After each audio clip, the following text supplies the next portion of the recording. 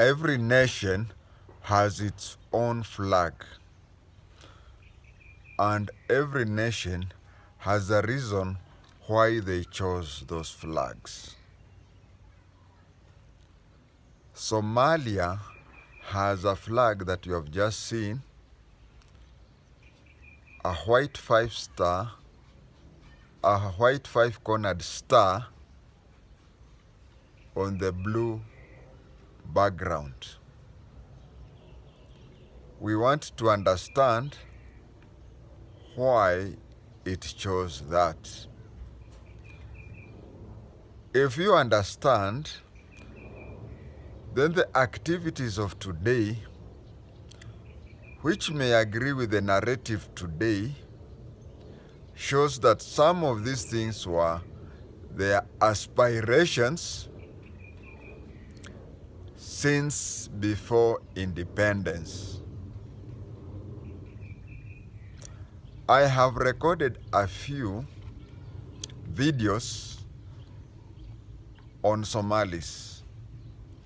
I have recorded one on the problem of teachers in Northeastern. I have recorded about names of towns in Northeastern, among others. So, as you watch this, also go and watch those ones to understand. There is nothing, somebody said, knowledge is power. If you have a lot of knowledge, then you are very powerful. We will start with the name Somali. What is Somali? Is it a tribe? Is it a collection of tribes like the Mijikenda, Kalenjin, and Luhya? Or is it a sub-race? If you ask me, my opinion is that Somali is a sub-race. We have a race called Kushaik. So Somali is a sub-race of Kushaik. And Somali is composed of two tribes. One is called Hawiye, and the other one is called Darot. That is a long story. And you know, differentiating a Hawiye and a Darot is, if you are a non-Somali, it is a bit hard. In fact, I have to ask a Somali, what tribe are you? When he tells me, then because I have in my neck-top computer a list of Darot and Hawiye. So when you tell me you are this or that, I just know you belong to either of the two. But mostly, Somalis are divided in what they like calling themselves sections. Sections. There are over 20 sections, if I am not wrong. We have Marehan, we have Ogaden, we have Ajuran, we have Degodia, we have Gare, we have Afas, we have Isaac, we have so many, up to 20. And imagine I've just mentioned around 8 to 10. Now, how did they acquire the name Somali? You'll find that Somalis are so much integrated into Islam that it is very hard to find a non-Islamic Somali. Very few. In fact, you'll be lucky to find one. But ukiwa Nairobi, kule Kiamaiko kule kwa kuchinja ng'ombe, tafuta utakuta kanisa la wa Somali. Kanisa, yes, Christians. But you'd spend a lifetime looking for a non-Muslim Somali. How did they get the name Somali? Long ago, Arabs came to areas where we have these people we now call Somalis and spread Islam. they spread Islam in those areas. And when they spread Islam, Islam was so much integrated into Somali culture that if you have to look for a tradition that is purely Somali, it is there, but it is very, very hard. And among the different sections of the Somalis, only one was ruled by a king. It is still ruled by a king. This one is called Degodia. And the Degodia king is stationed in the present day Ethiopia. So, among the Degodias, they used to hang around where the king stays. And the king would reach a time and then shout, Somal, Somal. And you see, every man in the compound of the king would run Hitler, meeting other men on the road and saying, Somal, Somal, Somal. Then they would disappear, and the king would remain with the Islamic missionary. After an hour or so, the men would come back and they would resume. So, you know, people like giving people nicknames. When he went back to Saudi Arabia, an area that today is called Saudi Arabia, because that time it was Arab area throughout. It is called Saudi Arabia because there is a king called Saud who took a certain area of Arabs and called it, just the way you can call it, the Wangas, you can call them the Nabongo Luhia. So this fellow, when he went back to Arab land, he was talking of, oh, these fellows, their king, when the king says Somal, they run to I don't know where they go. And then they come back and start wanapiga tu story until the king again says Somal. So they say, nimetoka kule watu wanasemaga Somal. I'm from those areas that the king says Somal, and they run away. And what is Somal? In Somali language, Somal is like the Swahili word, endeni mukakame, go and milk.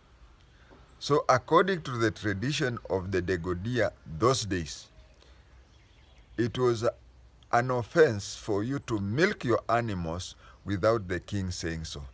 So the king would say, go and milk, and you'd rush and go and milk. So that is how they got the name Somal. When the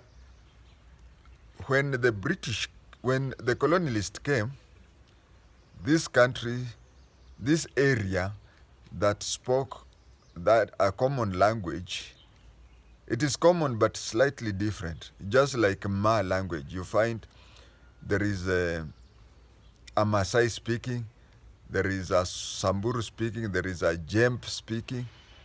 Now, they can talk, the three of them, or a Teso speaking, a Karamoja speaking, and a Turkana speaking. They can talk, each can talk his language, but the others would understand and they would answer in their own language. So Somali is a 97%, but there is a slight difference that they themselves would know that this is from this side and this side. And also, the Somali language was also affected because you'd find that there are some areas that were colonized by French, and there were some areas that were colonized by British, Italian, and so on. So you find that the Somalis who were colonized by French, their Somali is affected by. For those who know Kiswahili, you'll find that we talk different Swahili from Congolese, because Congolese were affected by French language. So these people, in Djibouti, the country that today is known as Djibouti, was colonized by French. So it was called French Somaliland. Then the country that, the semi-autonomous and problematic Somaliland, which at times is called Hargeisa, was colonized by the British. So it used to be called British Somaliland. That is the second Somaliland. Then the other Somali, from Mogadishu to Kismayu, was colonized by Italians. So it was called Italian Somaliland. Those are three. Then we have northeastern Kenya. Northeastern Kenya was part of Kenya. That is 4. And then you go to Ogaden region in Ethiopia. That is 5. So the two Somalis, the British and Italian, got independence on 1st July 1960. The president then was His Excellency Osman Dar. He was the president. And he appointed a prime minister called Abdinasir Sharmake. Those who know the history of Mogadishu, Somalia, must have heard a lot about Sharmake. Huyo ndiye alitusumbua mambo ya shifta. So when they got independence, they deliberately decided that they will have a blue flag and a white 5-cornered star. What is the meaning of this flag? You know, Kenyan flag tunasema nyeusi rangi ya Afrika, nyekundu damu tuliyomwaga, kijani kibichi. They decided to have a blue color to show that 55% of their border is bordering the ocean or the sea. That is why the whole flag is blue. White is pureness. They wanted pure Somalis to be together. And the pure Somalis had to come from the 5 corners of Somaliland. That is French Somaliland, which started off as French Somaliland. Then it changed its name to Afar and Isaac. Why was it called Afar and Isaac?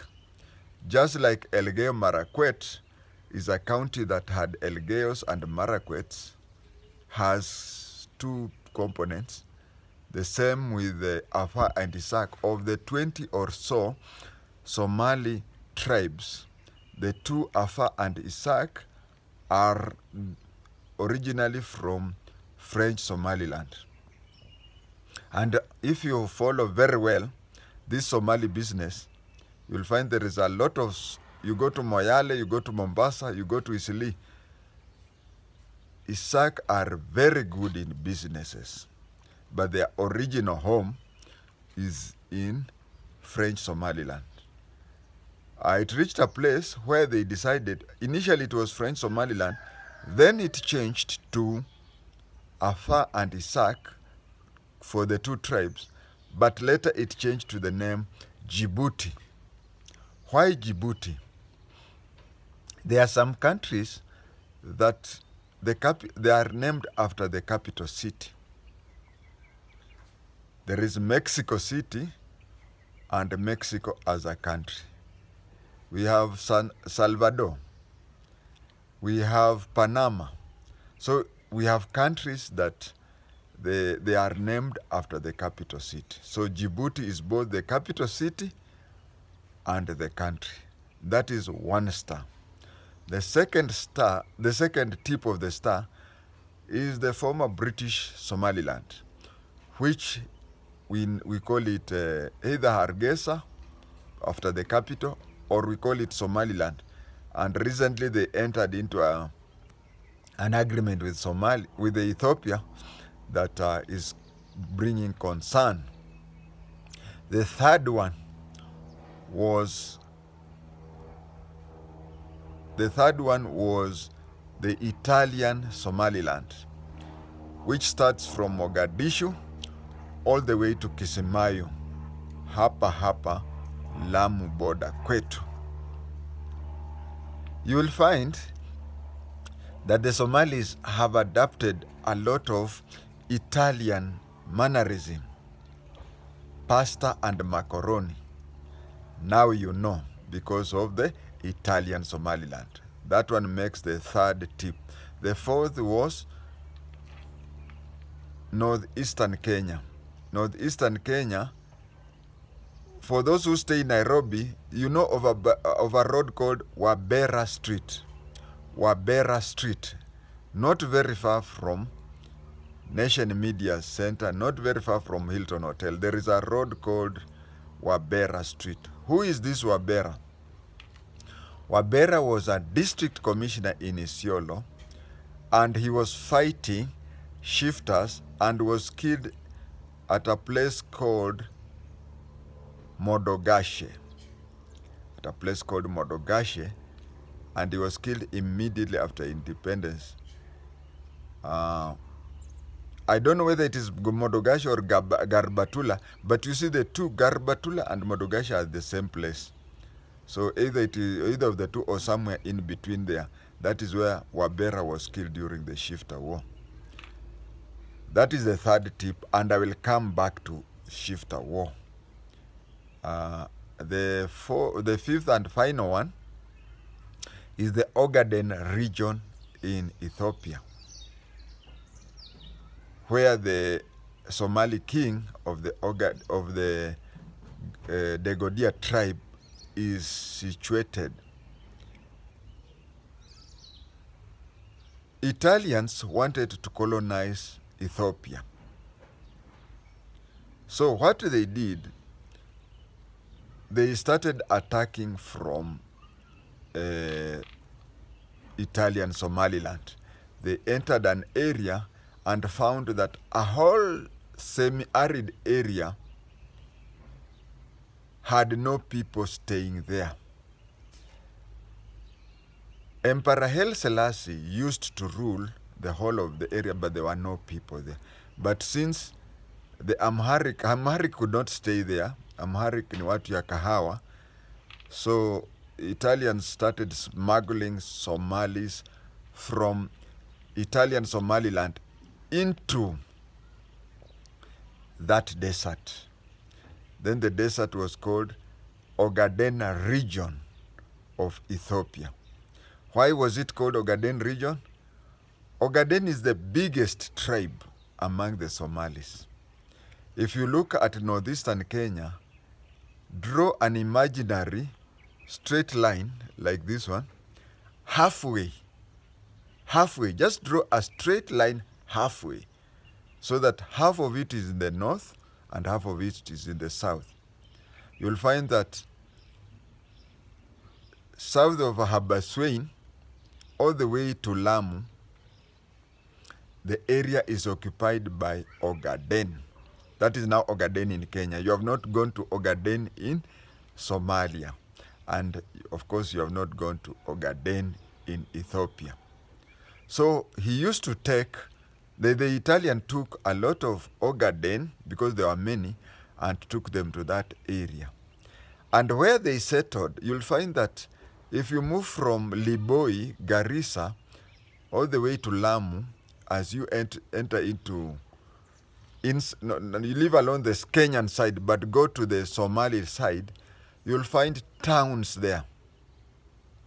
And if you go to Ogaden region, again in Ethiopia, you'll find towns with similar names. Why? The reason is simple. When the church was being burned in Eldoret, Kiambaa, it means that the people from Kiambaa in Kiambu are the ones who went to Eldoret and started another Kiambaa. So those towns that you find in Ethiopia with the similar names with those ones in the Kismayu area, it shows that those people came from those areas. So Italians tried to, actually they even overthrew Emperor Haile Selassie for a very short time. And when they overthrew him, they occupied the whole of Ethiopia. And when the Second World War started, they were the colonizers of Ethiopia. But after they were defeated, Ethiopia was given back to Emperor Haile Selassie. So when Somali, the two tips of Somali, that is the British Somaliland and the Italian Somaliland gained independence, they had this admiration of having these 5 different countries forming one country. It happened that when we were losing a lot of soldiers during the Shifta War, and let me be very sincere,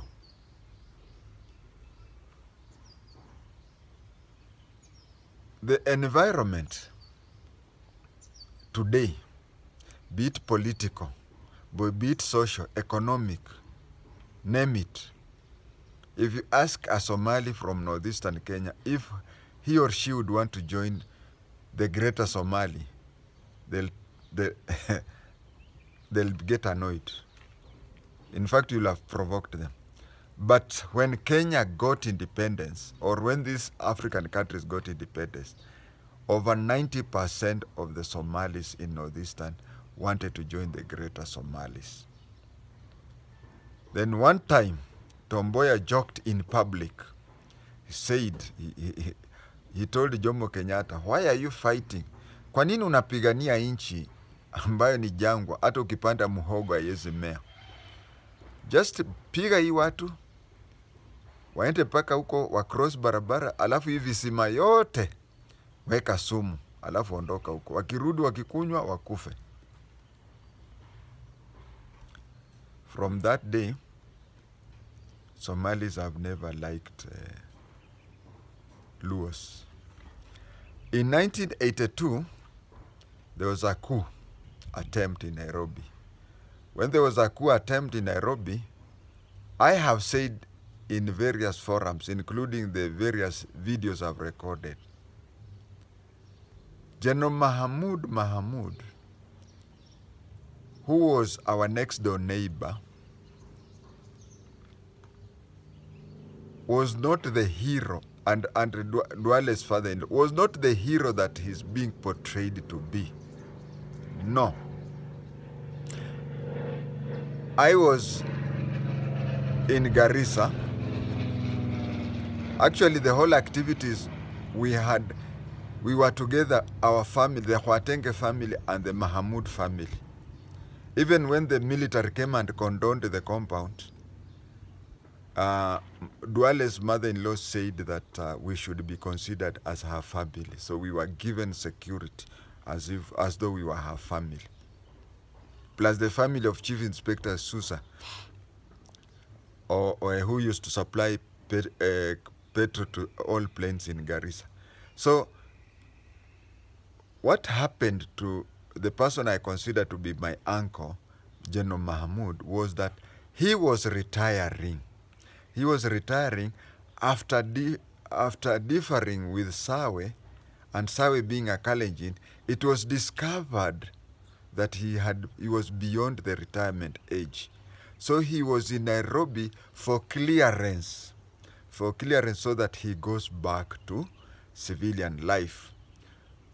When he was being cleared, that is when the coup attempt was there, and the military were very few. Actually, it was only 7 Kenya rifles in Langata, General Mahamud, and the GSU. The GSU did the donkey work, but you see where police are and the military are, usually the fame goes to the military. And you can see how the military messed in Westgate. If they would have left the GSU to have handled Westgate, things would have been different. The way things were different in Kapenguria and Garissa University. So, with those very many remarks, I want to say that the Somali flag shows that they wanted to unite all the 5 tips of the Somalis. That is French Somaliland, which was later called Afars and Isas, and then Djibouti. Hargeisa, which was British Somaliland. Then the remaining of Somalia, which was Italian Somaliland. northeastern in Kenya, and Ogaden in Ethiopia. Thank you.